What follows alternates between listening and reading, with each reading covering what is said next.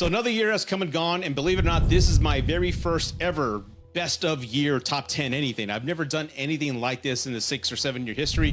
Why? Because I'm lazy. But aside from that, I'm actually going to do this because 2024 was a great year in films. There's a lot of great surprises, a lot of great movies, trailers, TV shows that came about that I'm going to have on this list. So this list is not solely just films. It's going to be some TV shows and maybe a couple movie trailers here and there. I don't know. But again, it's totally different from the normal list. And again, I want to be totally clear. I didn't see every film that came out in 2024. I just don't have that type of time or money. But everything you see here is on this list because I genuinely loved it or purchased it and had a lot to say about it. Okay, so let's go ahead and get to the list. And before we do that, of course, you know the whole deal. Subscribe, hit the like button, do all that stuff for me. I would appreciate that. So let's get to it. Coming in at number 20 is Landman with Billy Bob Thornton. I love this show. It's just a male soap opera about a man who manages land in the oil fields of Texas. He's got a lot of drama going on. He's got his divorced wife giving him shit. He's got kid problems. He's got like the Mexican mafia after him and his men because of the land they're on. A lot of drama on it. But again, Billy Bob Thornton's charisma and wonders are pretty damn funny in this show. And I absolutely love it. Check it out if you haven't seen it. I think the season finale is going to be coming out soon, but I'm 7 shows in and I loved it. There's some crazy takes they have in the South Texas lifestyle of these guys and what they do, but it's pretty raw and it feels authentic and I loved it. So Landman is at 20. Coming in at 19 is Salem's Lot, the remake. I saw this on Max, I think in October, and I thought it was fun. Now you can tell this movie was edited all to hell. Like there was a lot of missing gaps in this movie that didn't make any sense. Someone showed up at a home when they were going somewhere else. So tons of editing mistakes and loopholes that this movie featured, but it was fun. It was a fun energy. I enjoyed the modern take on it and I had a wonderful time. So with that being said, Salem's Lot at 19. Check it out if you haven't seen it. Oh, and by the way, I'm going fast through this list. I'm not going to spend like 5 minutes on each one. So just FYI. Coming in at 18 is In a Violent Nature. Now, this is pretty original. Some would call it boring, but to take a horror concept like Friday the 13th, where you have Jason in the woods going after the campers, right? How about let's turn the perspective and just have the camera consistently follow Jason the entire time, including, yes, he's walking slowly, he's pacing slowly, he's taking his time to get to the campers, and the camera's on behind him, and like a third person sort of perspective. Some would call it boring, yes, but I loved it. And you know what? This movie probably had some of the best kills of 2024. There's one where somebody's pulled through their own torso, which was like, what? I loved it. It was fun, original. It may not be for everybody, but I enjoyed it. That's why I have it at number 18. Coming in at 17 is the Superman trailer and the poster. As a matter of fact, I have the poster right back there. I need to get it framed. My son got it for me for Christmas, pictured here. I did a reaction. It was my first reaction that I've done in about 2 years. And if you go back and watch it, I'll put the link up there if you want to check it out. I'm doing my best not to break into tears. And I'm talking that ugly cry where it's just like, I'm doing my best not to cry. And I should have let it out, but I was, I guess, too scared to do that. This trailer made me feel hope in a way that I haven't felt in a very long time. It made me feel something wonderful and positive that I haven't felt in movies. I can't remember when. I honestly don't. It's happened, but I don't know when. Everything's been a disappointment, or the trailers are so cliche, or the trailers give too much of the story. It's just, I love the fact that this trailer came in and it was a teaser. It didn't tell us much, which is perfectly fine. But the theme, the tone of it, and the hope that it gave me was a unique experience, and I absolutely loved it. As a matter of fact, I think it's right now one of the most viewed trailers, top 5 trailers of all time. So that speaks volumes in how we as a nation or the world feel right now. We've had so much bad news. A little bit of hope would do us wonders, and this is what this movie gave us. And I cannot wait for that movie.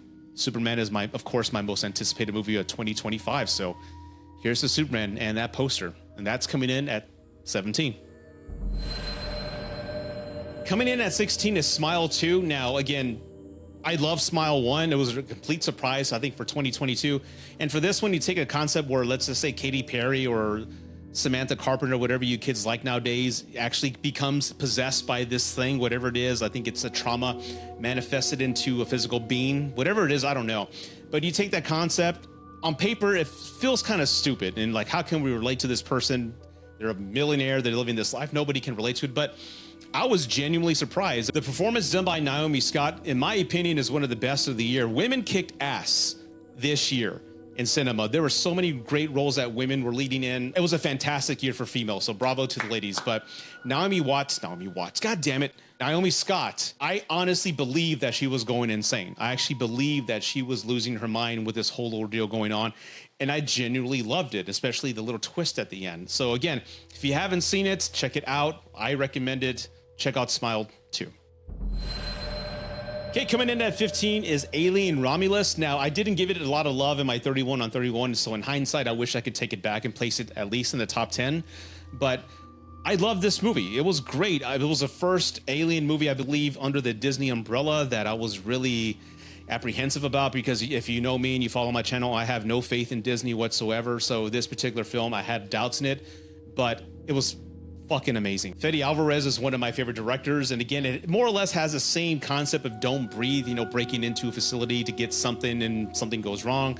So I had that same cat and mouse type of plot and concept, but in the alien world. But again, I loved it. Everything about this movie felt genuine. I mean, the sets felt genuine. I didn't feel a lot of CGI. Everything felt practical for the exception of a few parts. You know what I'm talking about. The birth of the aliens was very graphic and very naturistic, if you want to go there. But I love the movie. I understand that they're planning on making a sequel. I was hoping this would just be a standalone story, but again, I'm pretty sure if Fede's involved in it, it's going to be great. So 15, I have Alien Romulus. Coming in at 14 is Odity. I love this film. I highly recommend checking it out. It more or less is a concept where a blind psychic medium, her sister is killed, and because of her power, she's able to kind of see who done it and punish them for what they did. I don't want to give too much away, but the tone, some of the scenes where there are ghosts or monsters involved, genuinely gave me the goosebumps, like that, not just the creeps, but like goosebumps, like, ooh, that just looks too real, too good, and with no jump scares. It was just done very subtly.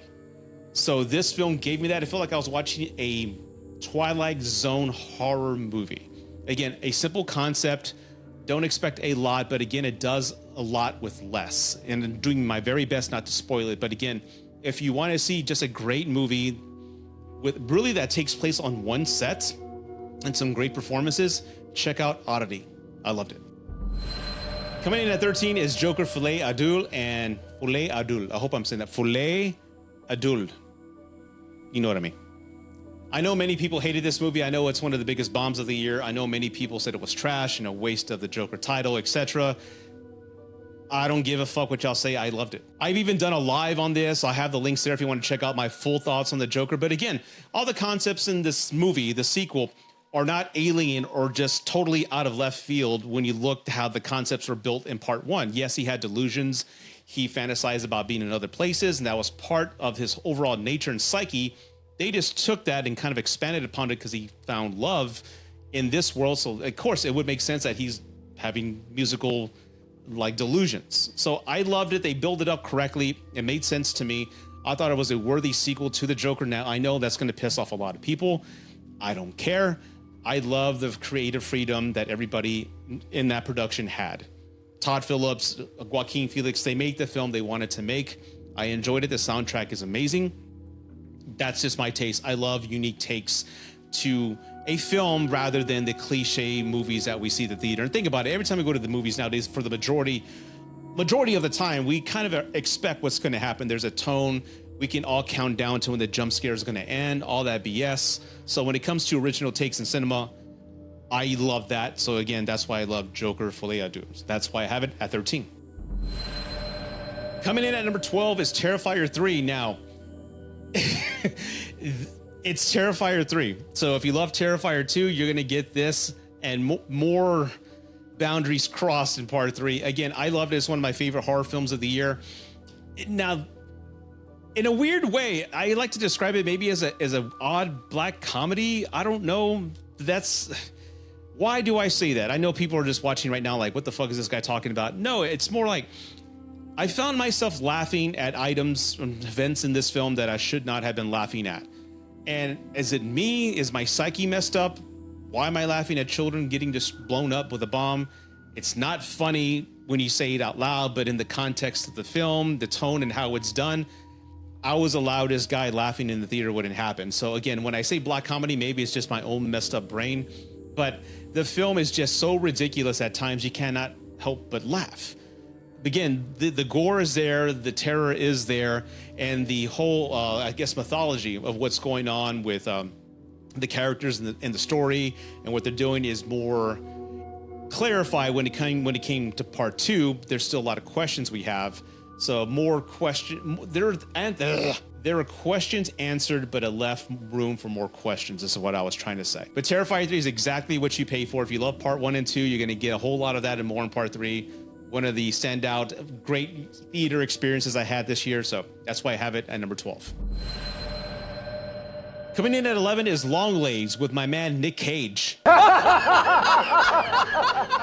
I said this in my review. Longlegs feels like an X-Files episode, that old school 90s slow-paced tone, but expanded upon in a movie. And I loved everything about it, from the atmosphere, just how it's shot. A lot of the times you're looking off in the corners of the frame to see if anybody's going to jump out of the shadows. It's just very still and very eerie, and it constantly has you, as a vested moviegoer, exploring every frame of every scene. And I love that. Of course, Nick Cage, I love his performances. A lot of people say he went overboard with this. I don't think so. That's just Nick Cage being Nick Cage.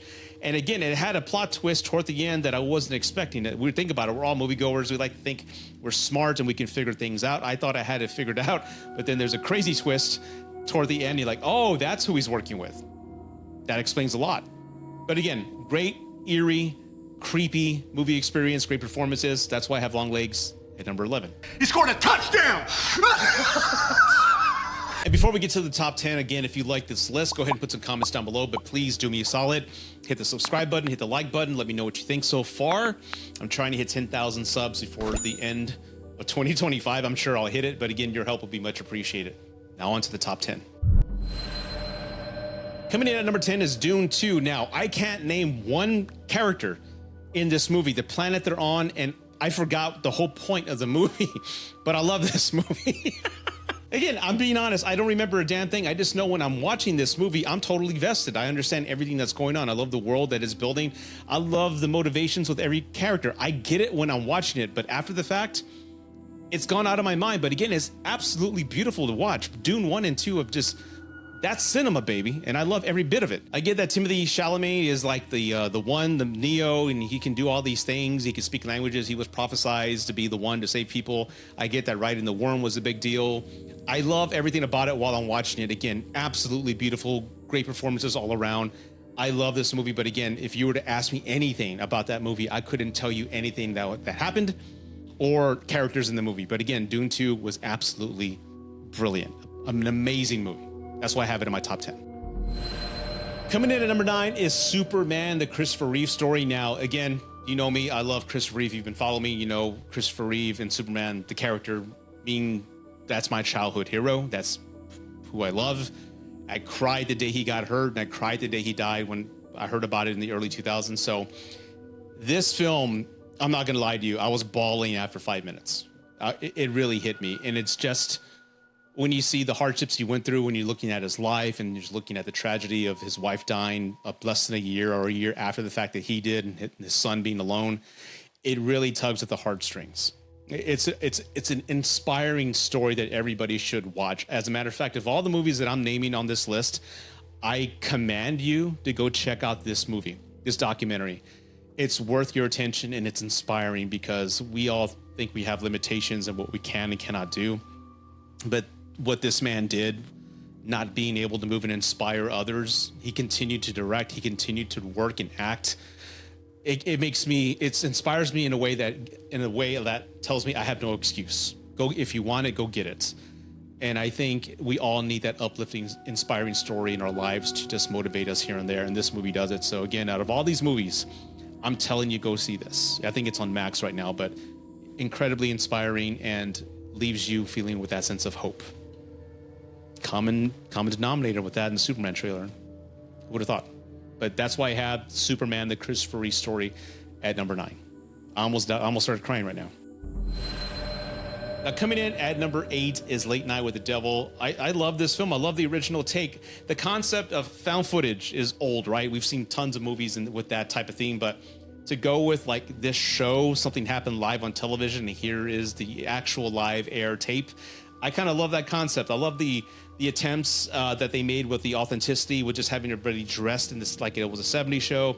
The band itself, the stage design, everyone's performance is great. And the lead actor, whose name I can't pronounce, but I know he played Polka Dot Man. He's one of my favorite actors as well. So again, I know a lot of people were kind of turned off at the end with some of the special effects not looking a little too CGI-ish. But for me, it felt in line with the theme. And it also loved movies that take the normal everyday man and have him haunted by his choices. He thinks he's doing the right thing, but in the end, it comes back and haunts him, and it's the worst thing he could have ever done. I love simple stories like that. And the twist at the end where things start, when he starts paying the piper, I like how the theme of all this hell that he's seeing is more or less designed with the stage set. I was like, oh, that's an original take. He's in his own hell. Pretty cool. So again, I love this movie. Go check it out. There's like maybe 15 like titles of production studios that come forth before the movie starts. But again, top 10. So again, I have it at number 8. Coming in at number 7 is The Penguin. I love Colin Farrell. And again, just like I was trying to see Skarsgård in the Nosferatu, I couldn't see Skarsgård. You can't see any of Colin Farrell with the Penguin makeup. And again, I love that DC is giving us adult themed content. This feels like a Sopranos gangster show, but in the DC world. And I love what it did to us, even though I called it out on the first episode. I'm not going to give you any spoilers because I highly recommend you check it out. It's one of the best DC products out there. But the fact that you sympathize and at points you're rooting for the Penguin to take over Gotham, and you think he's turned to a certain leaf, like where you think, hey, he's a good guy, but then all of that's thrown out the damn window at the end. And it just reminds you of the evil son of a bitch that this guy is. So again, one of the best DC products out there. I highly recommend you check out The Penguin. It's worth all 8 hours of your time, and it's a must-see. That's why I have The Penguin at number 7. Coming in at number 6 is Beetlejuice. Now, I know this was a big hit, and I think they're actually working on making a Beetlejuice 3, which I hope they don't. It was a great sequel, and I think, in my opinion, like I said in my review, and I'll put the review up there if you want to check it out, it's just as good as the original. Because again, just to kind of give you a quick synopsis, when I saw the original Beetlejuice, it was my birthday in 1988, I believe. And everybody who went in chuckled a few moments here and there. But all of us left like, what the fuck did we just see? Did that make any sense to you? Because nothing like that had ever existed. You know, a ghost who would come back and exorcise or haunt a house to get people who lived in the house out of there. The whole concept was just odd and weird. It didn't start becoming funny to everybody until I think they started rerunning it on HBO. And then in the late 90s, it became what it is. And now they have their own section at the Spirit Store on Halloween. So this movie, again, I walked out of this movie like, that was okay. It was funny. It had its funny moments. But again, it felt in line with the Beetlejuice overall story. And plus, you had Tim Burton taking some creative liberties and going back to basics, so to speak, because I know a lot of people can be complaining about the CGI worlds he's built with Alice in Wonderland and some of these other films he's done. So for him to go just to the stop motion claymation scenes in this movie, going to like a black and white montage of some classic films, it was like Tim Burton saying, hey, I'm just going back to roots here. I'm just going back to what I love. And I loved it myself. Again, I think it's just as good as the original, and that's why I have it at number 6. And coming in at number 5 is The First Omen. Now, talk about a prequel that nobody asked for, nobody wanted, but it delivered. And son of a bitch, it was pretty damn good. Now, I'm not going to remember her name, but the lead actress, Neil Tiger Free, I'm glad I had that up. Fantastic performance. Again, the entire film, to see her from innocence to just that scene where she's going into convulsions with that final possession is incredibly eerie. The birth scenes, some of the scenes in this movie, I never thought a mainstream Hollywood movie would have to a theatrical nationwide release. I mean, we had some things coming out of vaginas, and they show it. It's like, whoa, okay, I'm down for that. I mean, that's to the gore, but son of a bitch, like, whoa, great movie. Great. It's incredibly eerie, incredibly graphic, more than I had anticipated and expected. And it's a great precursor or prequel to the original Omen. If you haven't seen that, check it out. One of Richard Donner's first film, who directed Superman. But again, First Omen was a complete surprise. That's why I have it in my top 5. Coming in at number 4 is Creature Commandos. If you haven't seen this, please, by God, go check it out. If you love James Gunn's Suicide Squad that came out, in 2021, you're going to love this. And a lot of people are going to be turned off saying it's a cartoon. I don't watch that shit. Cody! But this film, the tone is an adult cartoon. I mean, there's graphic violence in this cartoon. There's sex. And there's great storytelling. It's actually giving you a backstory to these creatures. Yes, they look like monsters up front, but then you get the exposition of where they came from. And a lot of it's tragic, including Weasel. Weasel, that thing in Suicide Squad 2021. He's got a tragic origin. And again, you have to check it out. Again, I was just like everybody else. I was a little apprehensive when it came to James Gunn announcing that this was the first product of this universe that he's building. Like a cartoon, really? But again, James Gunn to this day has never let me down with any of his films, and this was a pleasant surprise, is what I was trying to say. I believe it's on episode 6. I think the last episode's coming up on Thursday. But Creature Commandos, you have to check it out. Again, if you love James Gunn's style of humor, violence, and just overall graphic storytelling, but with a sympathetic side that makes you connect to these characters you never would have thought you connected to, that's Creature Commandos. Check it out. That's why I have it at number 4. Coming in at number 3 is a video game, Silent Hill 2. Silent Hill 2. Yes, this game, if I can just share a quick story, this game, after playing it in 2001, gave me nightmares for 6 years after the fact. There were some sequences in here, and I was 21 when I played this, okay? So I was adult enough to understand the concepts, the mythology, and what certain monsters represented it, etc. And again, if you've been following me, you know that I love psychological horror. That's just my bread and butter. But this game gave me nightmares for 6 years after the fact. And when this remake was coming out, just like everybody, I didn't want them to screw it up, but this is one of the best game remakes I've ever played. And I've often said that the best remake I've ever played is Resident Evil for the Nintendo GameCube. It's still up there, but now Silent Hill 2 by the Bloober team is tied up there. I can't decide if it's number 1 or 2, but it's one of the best remakes I've ever played. For it to hold on to the tone, the dread, the desperation, the sadness, the tragedy, everything that this game brings you from a very human level, it delivers. And some stages are redesigned and some maps are redesigned, but it doesn't take away from the overall experience. You still feel a sense of dread when you're playing this game. And again, knowing the backstory of what happened, still playing it, I felt like I was playing it all over again because the experience was so unique and some of the takes on it were just modernized in a beautiful, horrific way. Now, I know a lot of people complain about the game mechanics of Silent Hill 2, saying that the replayability is not there. And I will admit, one of the best games I love playing is Resident Evil 4, the remake that came out about a year ago. That game is like dopamine online. Just nonstop fun. You love playing it. You love everything about it. So I get the contrast between that game and Silent Hill 2. But again, what I loved about Silent Hill 2 was just the overall story and the overall experience that you go through with James in this story and the characters he meets. Angela's story is completely tragic. But again, this game, I've played it twice already.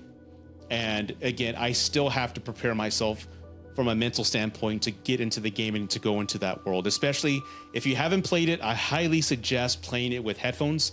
I didn't have headphones on the first gameplay run through, but the second time putting on the headphones and hearing that 3D audio, it adds to the experience. And again, that's the only way to play it. So check it out that way. But again, an amazing remake, my favorite game of the year. And if you're like that type of theme and that type of gaming experience, check out Silent Hill 2. It was that damn good. Coming in at number 2, you're going to be shocked by this. I was shocked myself, is Transformers 1. As a Gen X guy who was at the theater as a young boy who saw Optimus Prime die on the movie screen and cried in the theater, along with not only Prime, but Prowl, Brawn, everybody that I grew up watching was getting killed on screen. And again, Transformers 1, there's been a lot of Transformers movies. I think the Michael Bay movies are shit, for the exception of the first Transformers Michael Bay movie. That's fantastic. The CGI holds up to this day. The story, the tone, the car chases, all breathtaking. So again, Michael Bay's Transformers 1, fantastic. The rest are just dog shit. Now I know they did Bumblebee as well, but this one is an animated film it's like a prequel that tells the origin of Optimus Prime and Megatron. it's done really damn well. I mean, I wasn't expecting to love it as much as I did, but as a Gen Xer and the guy who had these toys as a kid, who's wanted a faithful adaptation and a great story with these characters, this is one of the first films to ever do that. I mean that. I'm thinking it's almost better than Michael Bay's Part 1. It respects the material, it takes the context seriously, and it does it in a great way where you understand the motivations of Megatron and Optimus and how they kind of separate themselves from being best friends to arch enemies. It's a great movie. Again, I wasn't expecting it to be so damn good, but it's my favorite Transformers film, cartoon, since the original movie. Honestly, completely honest. I think I like it better than Michael Bay's Transformers 1. It's that good. So if you love Transformers like I do and you want to see a great story about them, check out Transformers 1. It's really that good. It has no business being that good, but it is. Check it out. And coming in at number 1 is my favorite movie of the year. And I heard a lot about this film, and believe it or not, it was Mr. Cody effing Leach who told me, you got to see this movie. It's going to be your favorite movie of the year. I know it. And yes, the son of a bitch knows me. And it was, and that movie is A Substance. And what I especially love about this film, it's a satire of the male gaze, and it's a satire of modern day Hollywood. I love how the men in this film are just idiots when it comes to just a beautiful woman, which again, some of us are, but I just love how it's just over the top and how the camera's just shot with this wide angle lens right on top of Dennis Quaid, and how the overall feel of that space feels surreal. It feels ridiculous, but again, that's what satire is. It also touches on the modern concept of how women in Hollywood tend to age out, and that how Hollywood worships youth and beauty, and it just takes that from a level 5 to just a level 15. And what actresses are willing to do to stay young and relevant and beautiful. There is a lot of great original body horror in this film. The film is incredibly insane and original, but the third act is one of my favorite third acts of any film of this year. And I've seen many critics talk about that third act, and they said it's incredibly tragic and sad. And I can see that, especially from the character's POV, where, you know, artificial love from the exterior, from their audience and from their fans is what they've always wanted. No other love really matters. And when that love turns on them in a tragic way, I can see the heartbreak in that. I can see the empathy and sadness with that. Very Shakespearean, but lots of crazy body horror at the third act. Again, I highly recommend checking it out. It is my favorite movie of the year. Again, a satire on today's society when it comes to Hollywood and the male gaze. I loved it. I loved it. It's a must-see and a great soundtrack. It's on my workout mix. That is why I have The Substance at number 1. Well, everybody, that's my list for 2024. I don't know why I've never done one before. I should have done one many years ago. But again, 2024 had a lot of great moments for me when it came to film, a lot of great surprises, and I just had to share them with you. And I hope you enjoyed this list. If you did, show me some love. Go into the comments, leave a few comments, like the video, subscribe if you haven't done so already. Because again, hitting 10,000 is a dream of mine here on YouTube. So please, your help will be much appreciated. And it would mean a lot to me. Now, with that being said, thank you for watching. And I wish every single one of you a very happy and prosperous 2025. Take care.